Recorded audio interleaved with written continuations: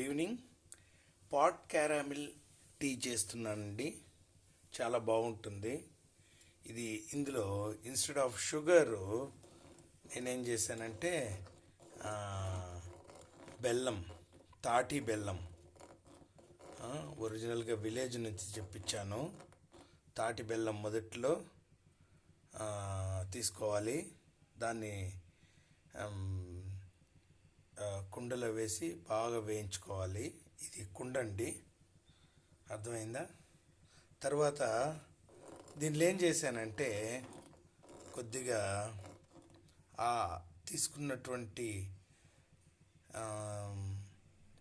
ఆ నీళ్ళల్లో బెల్లం వేసి బాగా కరిగిచ్చేసి వేయించిన బెల్లంలో మళ్ళీ నీళ్లు పోసి పెట్టుకున్నాను.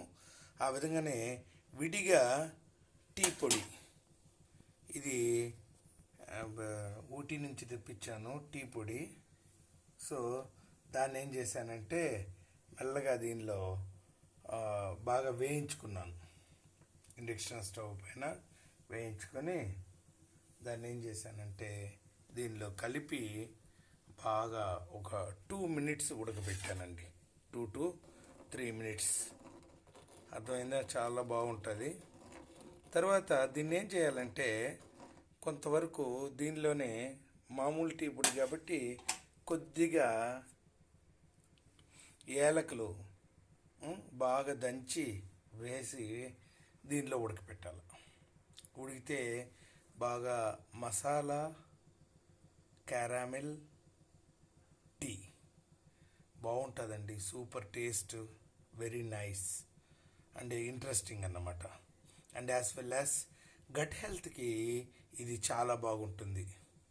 అందువల్లనే దీన్ని స్పెషల్గా ప్రిపరేషన్ చేశాను. ఓకే, అది అయిన తర్వాత మీకు అవసరం ఉంటే ఇందులోనే కొద్దిగా శొంఠి పొడి బాగా దంచి కాల్చుకోవాలి. శొంఠి తీసుకొచ్చి కాల్చి దాన్ని దంచి ఒక ఉప్పురాయి ఒకటి వేసి బాగా దాన్ని పొడి పొడిగా దంచినామనుకోండి, పొడి అవుతుంది.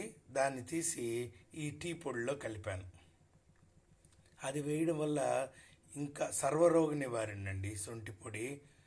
ఇది శొంఠి కాఫీ అనేటువంటి వాళ్ళు, నేను ఇది క్యారామిల్ టీ, శొంఠి టీ,